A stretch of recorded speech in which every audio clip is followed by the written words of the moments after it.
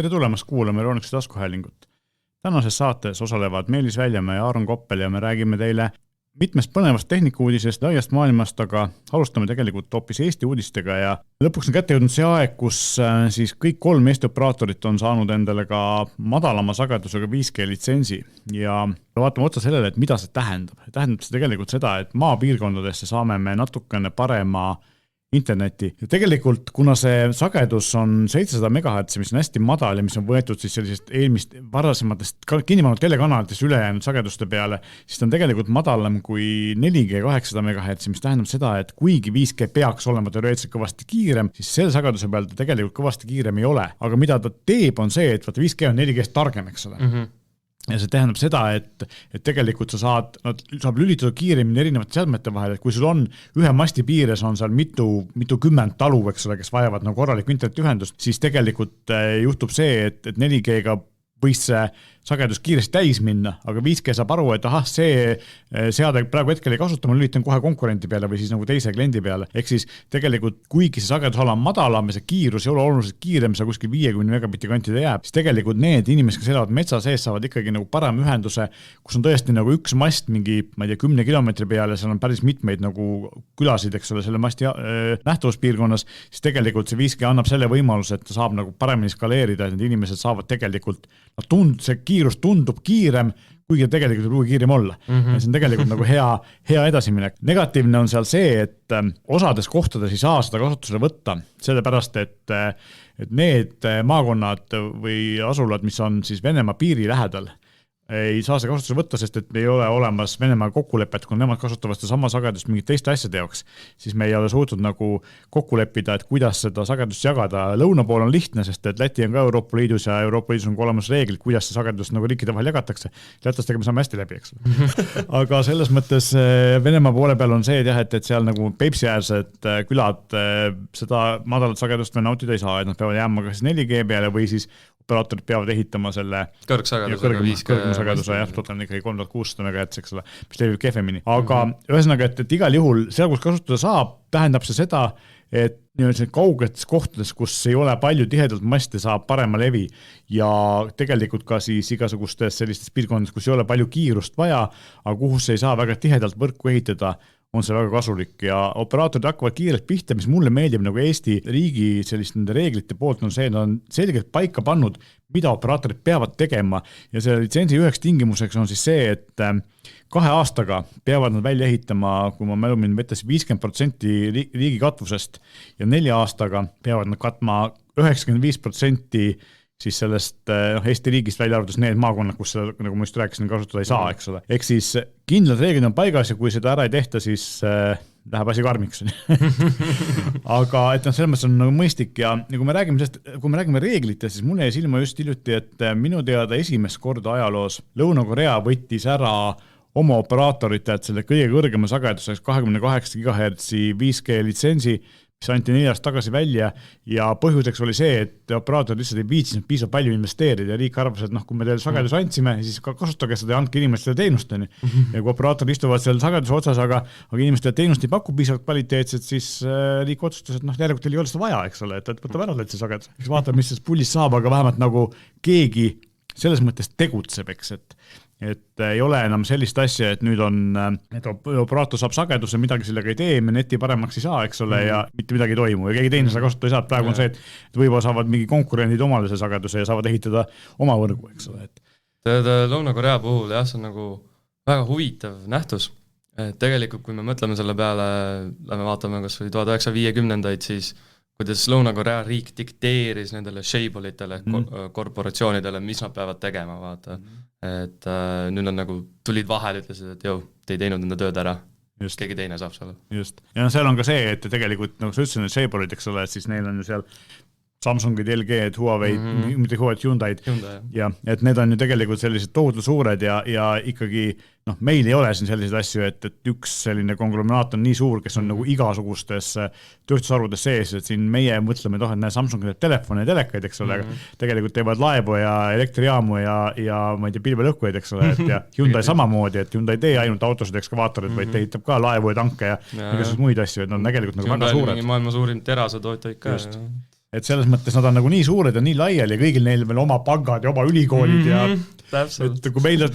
see võib-olla lahendab veidi seda probleemi, et kuidas nad on saanud nii edukaks, ongi see, et kui meie siin peame, põhimõtteliselt riik peab, eks ole, siis õpetama õpilasi ja siis need lähevad välismaal ära, eks ole, siis seal on nagu see, et neil oma ülikoolid maksavad ise stipendiume ja kasutavad, valivad välja kõige atekamad inimesed ja koolitavad nad välja ja selles mõttes nagu väga, väga korralikult koolitavad välja, eks ole, et see süsteem töötab neil ülihästi, et kui õiglane see on teine küsimus, aga iseenesest on näha, et nad on edukad selles, eks, et väga huvitav, teistmoodi töötab see majandus neil seal. Ja. Kui me Koreast räägime, siis räägime korra LG-st, et LG tegi venitatava ekraani, et LG on teinud nagu igasuguse huvitavaid ekraane läbi aegade, et OLED on ju neil, ikkagi nad olid esimesed, kes OLED-i tegi aastaid, nad tegid seda, et keegi teine sinna ligi ei saanud, eks ole. Nüüd siis on Samsung ka konkurendiks tulnud ja muidugi telefonide ekraanidele teeb Samsung kogu aeg OLED ja just tellerite suuremaid ekraanide suure teha. Aga kui ma vaatasin seda venitatava ekraani videot, siis ma mõtlesin, et tegelikult on päris pikk maa on või tegelikult kunagi, võib juhtuda, et kunagi juhtugi seda, et kui me jõuame sellest hetkest, kus need ekraanid meile näidatakse ja kus nad tegelikult jõuavad nagu tootmisesse, sest näiteks neid samu volditavaid ekraani me oleme näinud paarkümmend aastat, eks ole, praegu Samsungil on nad telefonides olemas, aga nad on ikkagi sellised, et nad on natukene õrnad, eks ole. Ja see koht vaata, mis actually venib, vaata see nagu, sa näed, et see on nagu see liigub. Et mina mäletan seda, kui näidati siin näiteks selliseid prototüüpe Philips näiteks kunagi aknaid, mida sai siis puldist panna täiesti läbipaistvaks või siis tummiks ja sinna peale siis nagu põhimõtteliselt aknast said teha ekraani, eks ole, et minu arust nagu väga äge lahendus, aga nagu praktikas mina ei tea, et neid keegi toodaks, eks ole. Ja samamoodi on kunagi keegi mingi OLED-i tootja näitas siis nii-öelda värvitavaid pikslid, eks põhimõtteliselt segad see OLED-i on nagu värvisegu, et lased selle rulliga seina peale, sul ongi ekraan, paned alla klemmid külge ja töötab, eks ole, ma ei tea, kas seda ka kunagi päriselt nagu meie silmad seda näevad või mitte, aga selles mõttes, et nagu mu jutu mõte on see, et me näeme nagu sellist huvitavat innovatsiooni ja siis tegelikult sellega ei tehta mitte midagi või siis läheb väga kaua aega, kuni see lõpuks massidesse jõuab. Praegu ongi see aeg, et me nägime juba 10-15 tagasi need volitavaid ekraane, nüüd on meil paar-kolm aastat tagasi paar-kolm aastat on olnud need volitavad ekraanid telefonides, aga mingil hetkel jõuab see sinna, kus nad on piisavalt head, kus nad on piisavalt odavad, ehk siis hakkab see plahvatuslikult arenema, eks ole, aga seda hetke me veel ei ole näinud, eks ilmselt kui see hetk kätte jõuab, siis tuleb välja volitav ekraaniga iPhone ja siis nagu ülejäänud ajalugu, eks ole. Rullid nagu raha tähe kokku. Ehk siis selles mõttes on see, et ilmselge, et paljud ägedad tehnoloogiad on sellised, et nad elavad kuskil oma elu seni, kuni mõni väga suur, näiteks nagu Apple seda kasutusele võtab ja siis nagu kõik ütlevad, Apple leiutas selle, kui tegelikult leiutab, aga tõi selle massidesse, eks. Et see on nagu selles mõttes huvitav lähenemine. Et ühel hetkel, Apple ongi, nende poliitika ongi ju see, et nad võtavad olemasoleva tehnoloogia, teevad selle klientidele lihtsamaks ja see ongi nende edu saladus tegelikult, ega Apple toodetes ei ole midagi sellist, mida teistel ei ole, see lihtsalt töötab sujuvamalt ja paremini kohati, eks ole, et see on nagu see point. Vot, ja kui me nüüd Apple'ini jõudsime, siis läheme Apple'iga edasi ja üks väga hea uudis andmesidega Apple Watchi omanikele, SIM-kaardiga Apple Watchi omanikele on see, et Telia avas esimese operaatorina Eestis võimaluse kasutada Apple Watchi andmesidet ka välismaal. Ehk siis on olemas hunnik riike, kus saab seda kasutada nüüd, kui sul on siis telefonis eSIM ja see on aktiveeritud ja see on võetud Telia multisimi teenus. Et see on lähiriikideks, Lätis, Leedus, Soomes, Rootsis, Taanis, Norras, samuti USAs ja Kanadas ja Kreekas ja tulevikus see ka laieneb, et kui sa lähed siia lähiriikidest ja sa tahad minna välja niimoodi, et sa telefoni kaasa ei võta, siis sa saad seal kellega rääkida või siis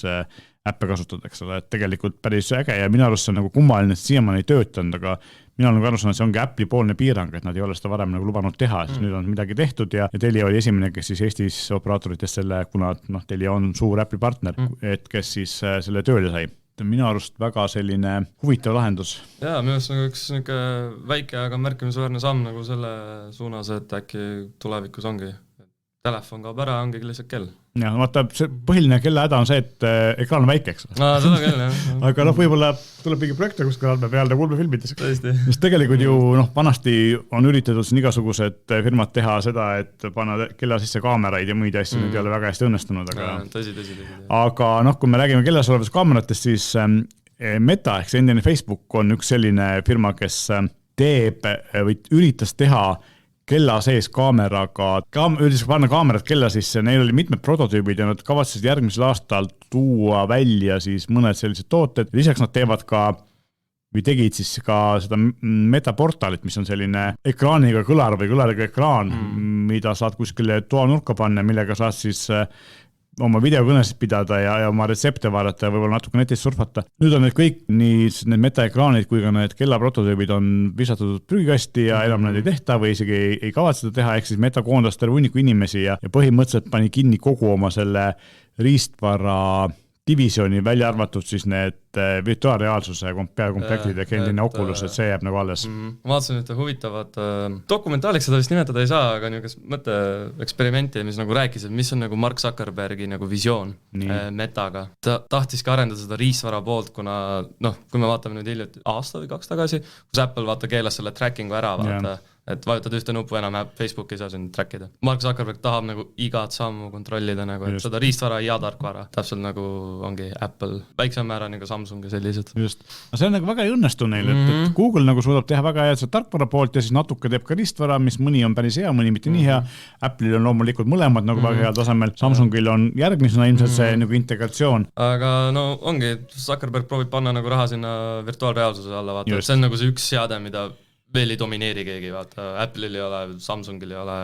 et Sonyl natuke nagu on, aga isegi nemad nagu, see on nagu uus arenev turg, vaata, kui ta saab sealt selle tüki kätte, siis tal on nagu see täiskontroll olemas. Absoluutselt, aga seal on ka see sama asi, et see on juba keeluline turg, sest et meil siiamaani ei ole seda niimoodi killer äppi, eks ole, et mängud on virtuaalreaalsus head, aga see ei ole piisav selleks, et inimesed käiksid ringi või istuksid kodus ekraan peas või see prillid peas kogu aeg, eks ole. Täpselt, tegelikult see tehnoloogia on ka tegelikult väga kohmakas. Just, tegelikult ongi see, et üks asi, mida ongi vaja, on see, et need prillid läheksid väiksemaks, kergevamaks ja vähem koledaks, eks. See on põhiline, et inimesed tahaksid neid kanda. Okei, võib-olla esimene lootus on see, et kui Apple teeb oma prillid, mida siin ikka räägitakse, nad nagu sellega aktiivselt tegutsevad ja võib-olla järgmine aasta välja tuleb, siis Apple'il on see võime nii-öelda see reality distortion field, eks ole, või see reaalsusmoonutuse väli, mida Apple'i toodet ümber on, ehk ükskõik mis asi ta on, inimesed ikka kasutavad ja ostavad, eks ole. Et võib-olla neil on, aga ilmselgelt teades Apple'it, siis kui nemad oma prillidega välja tulevad, siis need saavad olema ka kindlasti nagu ilusamad ja väiksemad ja muidugi Apple'i loogika on see, et see ei ole mitte virtuaalreaalsus, või siis on see nii-öelda liitreaalsus, kus sa siis näed nagu mingit lisainfot seal prillide ekraanil, mitte ta ei blokeeri ära siin nagu päris maailmast, eks ole. Et huvitav on teada, mida nad teevad ja viimased kulusud räägivad ikkagi, et järgmine aasta me võiksime midagi näha ja nüüd siin viimased uudised on see, et Apple väidetavalt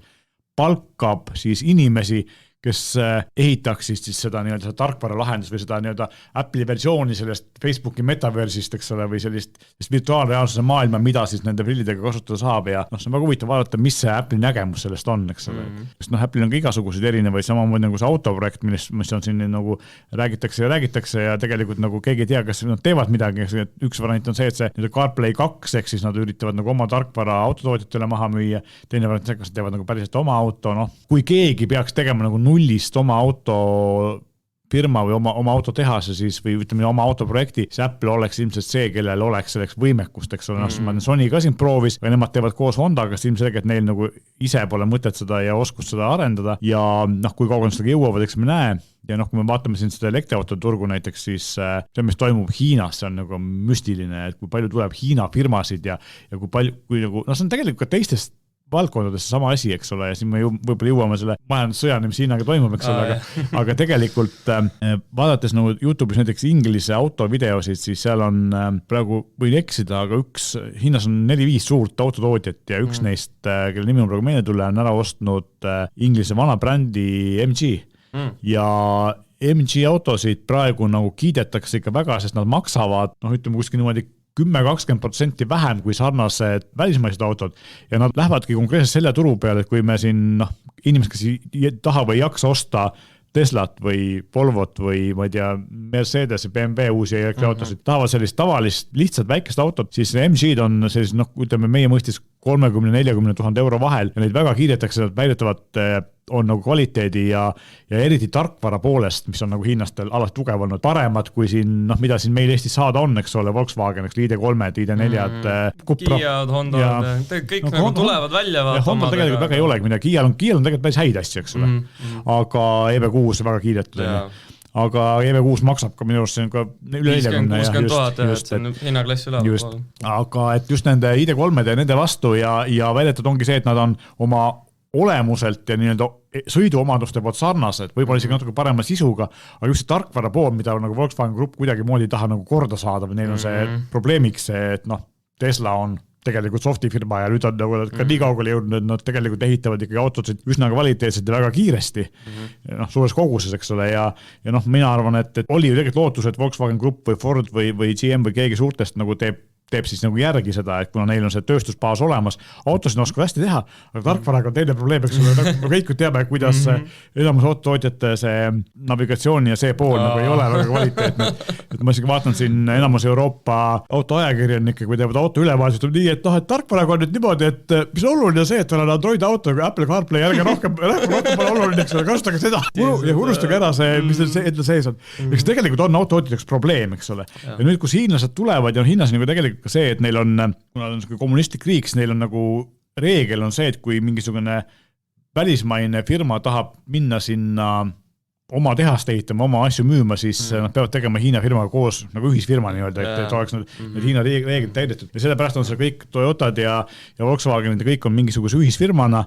ja siis need Hiina kohalikud tootjad saavad seda neid teadmisi ära kasutada ja vastupidi tulla siis nagu oma toodetega Euroopasse tagasi, teades, mida eurooplased tahavad, eks mida nad teha oskavad. Et see on nagu tegelikult väga kaval lüke ja siin on küsimus, et kas me tahame kasutada Hiina autot, millel on Hiina tarkvara, teades, et on võib-olla väga hea, aga samas äkki ta kuidagi jälgib meid, eks et see on nagu küsimuse koht. Aga jah, et nad tulevad ikkagi, nad suudavad praegu hetkel hinnaga lüüa ja kui esimesed Hiina autod ei olnud nagu eriti kvaliteetsed, just sellepärast nad ei osanud nagu väga hästi autosid teha, seda nagu raua poolt,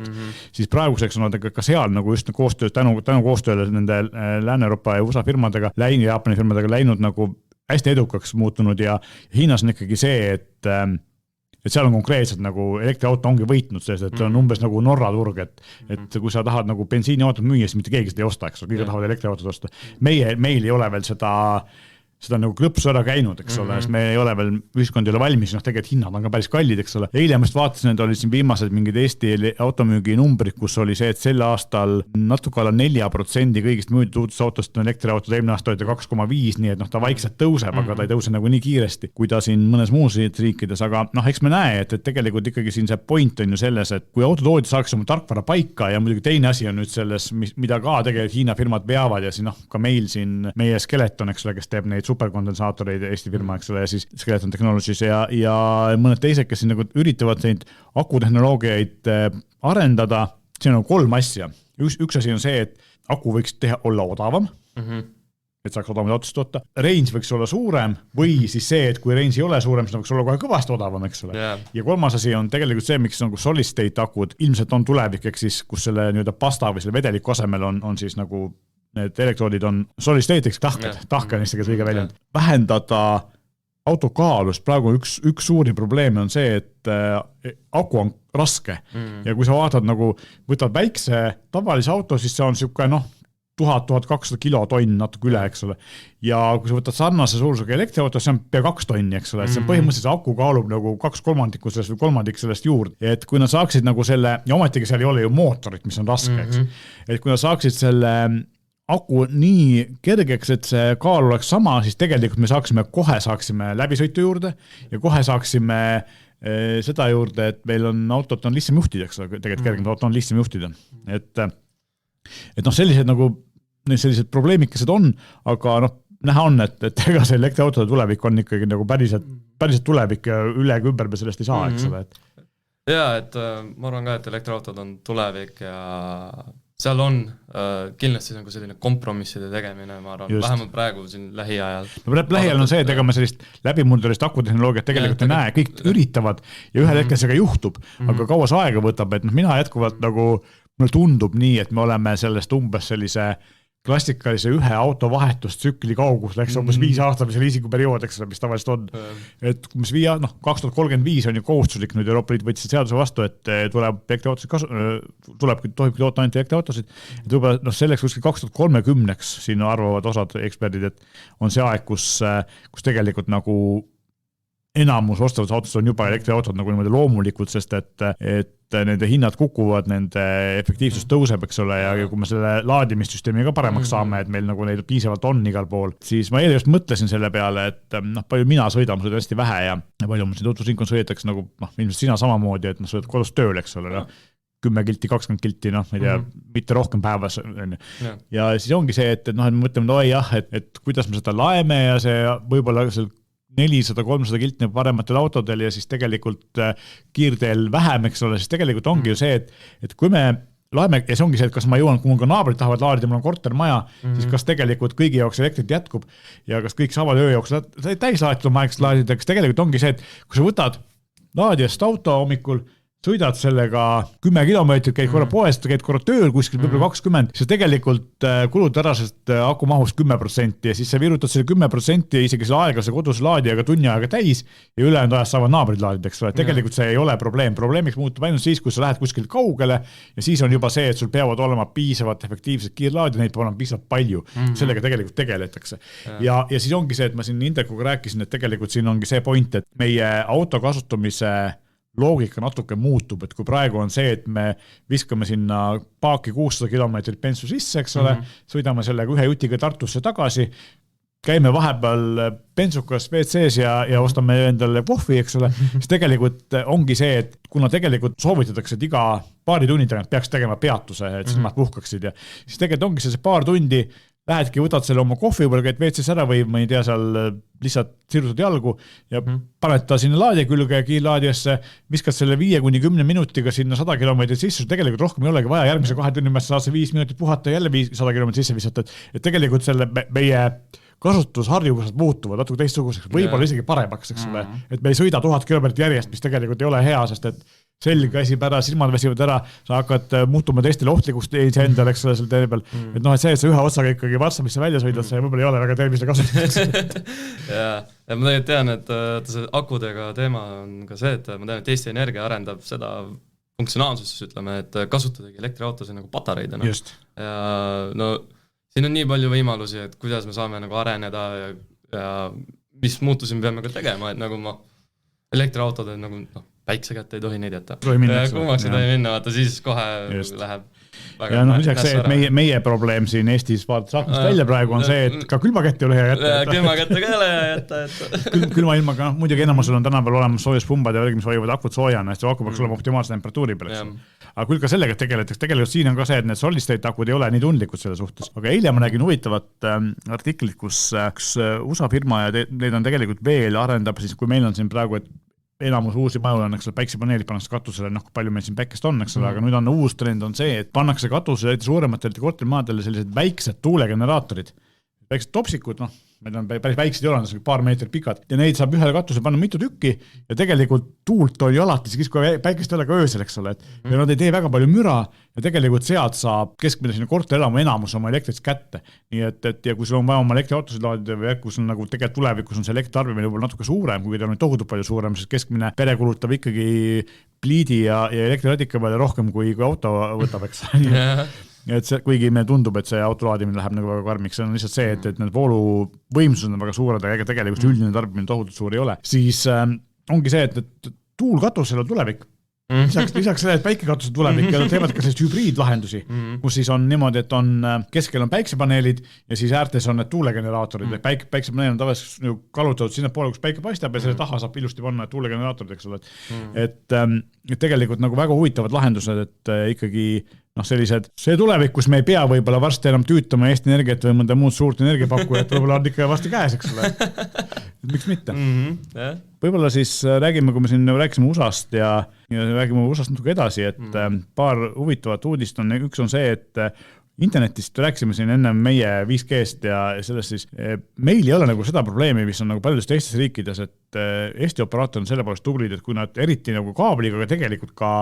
mobiilse andmesidega, et kui nad lubavad mingit kiirust, siis nad räägivad seda kiirust, kas suudavad pakkuda, et mobiilse andmesidega nagu kui on väga palju kasutajaid taga, siis nad nagu alati ei suuda nagu pakkuda mingit maksimaalselt või väga suurt kiirust, aga tegelikult meie kiirust on okeid ja eriti nagu kaabel internetil on meil ikkagi või optikal on see, et kui mul ikka 100 megabitti lubatakse, ma 100 megabitti ka saan, eks ole, ja üles samamoodi. Aga mujal riikides on see nagu probleemiks ja ma isegi siin Inglise telekanalites olen näinud BT, sa tead, eks suur Inglise operaator, endine British Telecom. Nemad teevad sellist reklaami teles, et meie oleme ainuke operaator, kellel on 2 modemit, et kui sul on, meil on nagu see tavaline kaablimodem, siis meil on ka 4G modem, et kui sul see kaablimodem võrgust maha kukus 4G, on ikka net olemas. Mina ei mäleta, millal ma olen olnud Telia klient, ma olen olnud Elisa klient, ma olen olnud STV klient läbi aegade. Mina ei mäleta, oleks olnud nagu katkestusi eriti. Vahest arva on, aga sa isegi märka seda, korraks läheb ära, et nagu, aga neil oli katkestusi nii palju, et lihtsalt nad peavad nagu tegema, et meie oleme äge operaator, meil on nagu back-up olemas, eks ole, meil poleks nagu, ükski operaator julgeks öelda, et meie ühendus on nii kehv, et meil on back-upi vaja, eks. Aga ja nüüd ongi USAs on siis tehtud see, et uuest aastast ilmselt või mingil hetkel peavad kõik netioperaatorid näitama oma veebilehel pakkumiste juures sellist quality labelit või sellist silti, nagu meil on see energiasilt, kus on meil on see palju külmkapp energiat tarbib ja kui suur ta on ja nii edasi. Ja seal on ka nagu erinevad sellised lahtrid, mis on täidetud, et palju me lubame kiirust, kuidas me seda lubame, kui tihti sellega võib olla probleeme, palju see maksab, kas selles hinnas on veel lisaks mingisugused modemirendid, palju need maksavad, eks ole, et seda kasutada. Kui sa varem lõpetad selle lepingu, kas on mingid leppetrahvid, palju see hinna sees on, kas sul on see kiirus on piiramatu, USA on päris levinud see, et seal on mingi isegi kaabel on mingisugune piiratud, eks et kui palju sul see piirang on, kui sa sellest üle lähed, palju siis maksad, et kõik need peavad olema selgelt välja toodud. Ja see on nagu mõnes mõttes hea, et Eestis ei ole see asi nii keeruline. Meil on ka kohati on see, et sa pead võtma mingi asja rendile, eks modemi või digiboksi või asja, aga tegelikult nagu seal on see nagu suureks probleemiks, nüüd on selle nagu üritanud seda reguleerida niimoodi, et inimesed saaksid nagu ühtemoodi aru, et kõik operaatorid näitaksid seda standardsel kujul, eks ole, kõigil oleks ühtemoodi aru saada, et nii see tegelikult on. Et mõnes mõttes hea ja selline kliendi elu lihtsamaks tegeb, aga kurb on see, et sellist asja on vaja nõuda, et nagu operaatorid tahavad nagu oma asju peita, eks ole, et kuskile mitme kliki taha ja peenikesse teksti, et see peenike tekst nüüd nagu peab ära kaduma. Võib-olla viimaseks teemaks võtame ette siin sellise asja, et mis toimub või toimus USAs krüptoturul, et see on nagu, tegelikult mõjutab ka meid, eks on mingil määral, et suur siis selline börs või mis on siis vahendaja, eks ole, FTX. Krüptovahendaja FTX läks täiesti pankrotti ära, et sina oskad sellest rohkem rääkida? Jah, et nende token, mis oli FTT siis, on täiesti nullis, et keegi ei osta seda. Üks rivaal, krüptovahendaja siis Coinbase, okay.